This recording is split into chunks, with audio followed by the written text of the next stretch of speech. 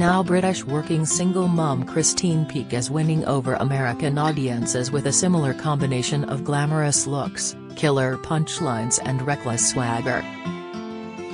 Her success on the US comedy circuit is just her latest metamorphosis, however. Christine, who at 56 resembles a younger, hotter Kris Jenner, has reinvented herself 3 times since her teens. First by becoming a household name model, secondly, as a hugely successful Los Angeles-based PR, and now as a fast-talking, hard-hitting stand-up performing on bills with household names like Jeremy Piven and Tom Arnold.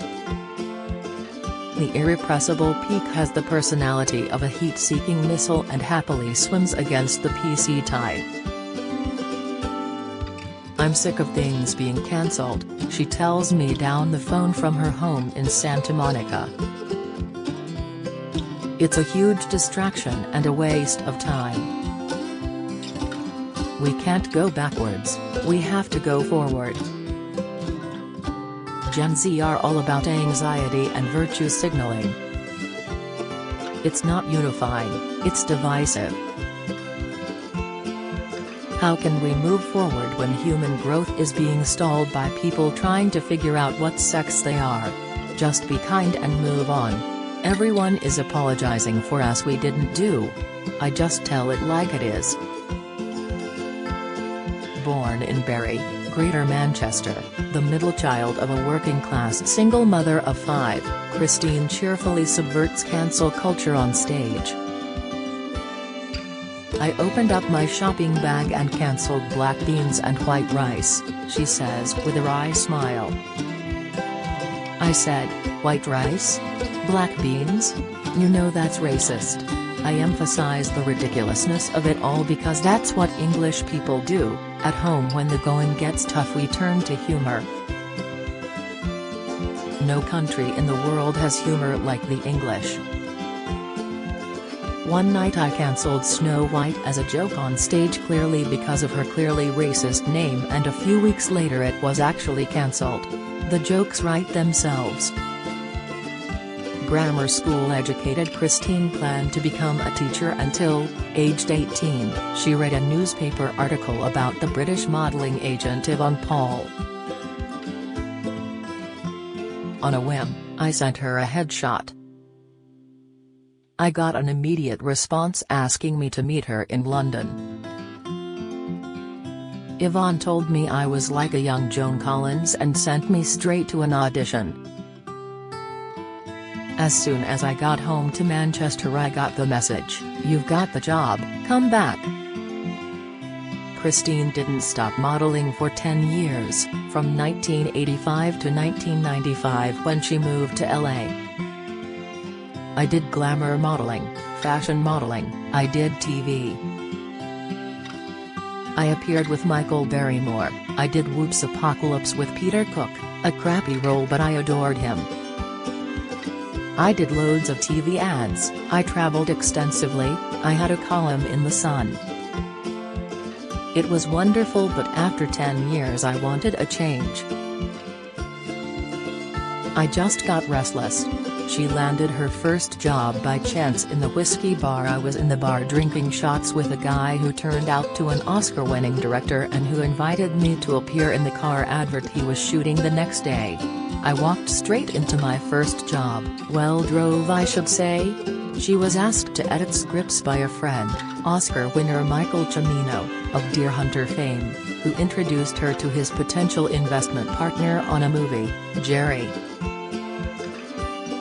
"We fell head over heels in love," she says. Sadly Jerry died in a road traffic accident when Christine was pregnant with their now adult son, Oliver.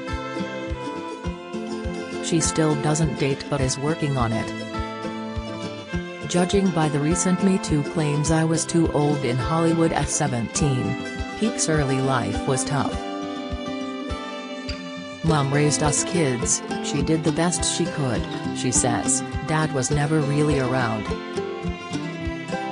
He was in Road College and had a new lovely family." As a single mom herself, Peake decided to supplement the money she made from writing by taking on clients as a PR. Her Peake group became massively successful, producing events working with such stellar names as Will Smith, Alan Cumming, Sylvester Stallone and Matt Goss for Brits in LA. Also a very supportive organization in LA. I was always writing for newspapers here. I have written with the Santa Monica Observer for 18 years, she says. I was pitching and connecting people in my daily life. Some said I was a natural-born publicist. I prefer a second-hand car dealer with a grin. Her first client was Montana Avenue, an exclusive street with over 100 businesses in stunning Santa Monica, a few minutes' walk from the beach. Christine's comedy career began by chance in November 2020. Just as COVID was hitting, I did my first comedy show.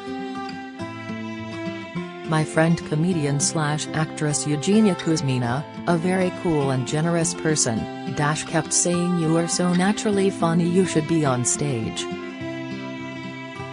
She kindly introduced me to comedian/producer Jimmy Shin, one of the foremost hard-working show producers in LA.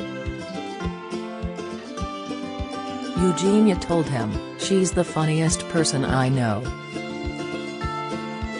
So Jimmy took me under his wing, and since I organize events in my PR role, we produced a show together to benefit cancer research.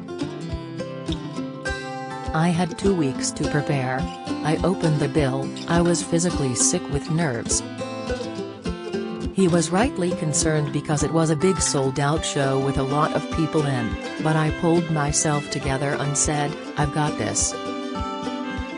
I don't remember what I said on stage, I just went into the zone. But I remember I got a huge cheer at the end, but maybe that was because the audience was glad it was over. I did that show with Jeremy Piven and Kirk Fox, one of my favorite comedians, and I haven't stopped since. At that point with the pandemic, it felt like we had lost everything, the world was insane. I had nothing left to lose and so much to say. Comedian and actress Jessica Vinter was also producing shows. She kindly gave me a couple of spots and I started honing my craft. I wrote all my jokes, using my job as a publicist as a source for material. I also write for a newspaper out here, so I read for hours every day and I use the news also as the foundation. I was hooked and it took off from there. Jimmy was very supportive, he put me on a lot of his shows. I am eternally grateful. Peake uses her PR skills to promote the gigs, doing TV interviews, bringing in sponsors and media and adding a red carpet feel. She gets mistaken for Kris Jenner but laughs it off saying, "Yeah, if she had a baby with Liza Minnelli."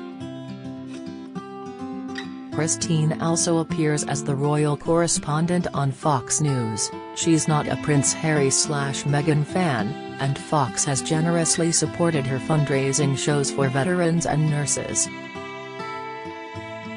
Before long I produced a sold-out show in Las Vegas at the renowned Notoriety Live. The owner Ken Henderson is now a good friend. It was amazing. We had a great lineup, including Saturday Night Live star Darrell Hammond and Jeremy Piven. Naturally I booked Jimmy and Jessica first as they had been very generous to me and also Eugenia who was the first to tell me to do it seriously. I had been told to do stand-up for years and eventually I just thought why not? What have I got to lose? The world was a strange place with COVID and everything was being cancelled. I had a mix of anger and fear and turned it into laughter. The whole woke movement is ridiculous. I used that and went the opposite to it. I make fun of it all. Everyone was changing pronouns and being offended. I found that offensive. I went on stage and asked people their pronouns and introduced myself saying, I identify as a unprintable word. They were shocked, but I didn't care.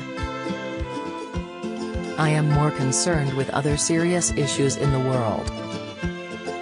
I know I'm very lucky and how unbelievably hard comedians work.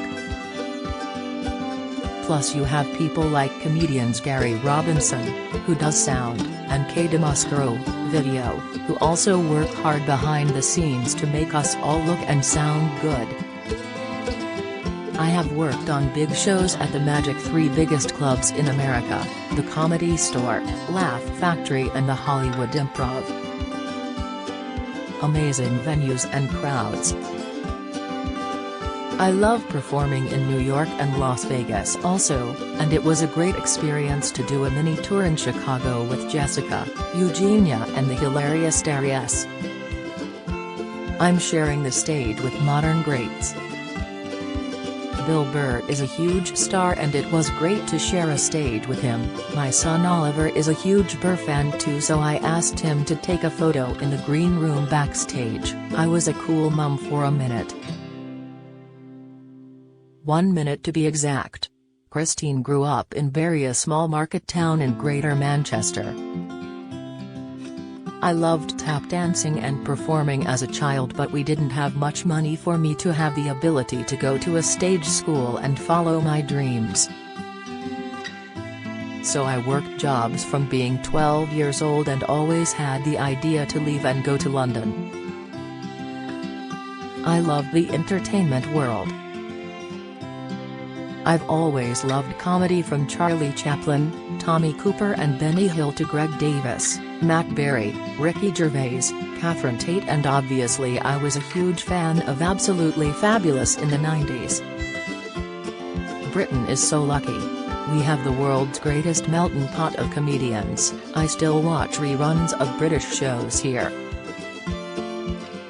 In American comedy, I don't think there is anything better than Curb Your Enthusiasm. Larry David is one of a kind. I grew up loving shows like Fawlty Towers and Rising Damp, both of which would have been cancelled today. This cancelling craze is single-handedly destroying comedy. Everyone is woke and yet it bores me to sleep. Everyone is offended and I find it offensive. Everyone is triggered, it makes me want to shoot myself.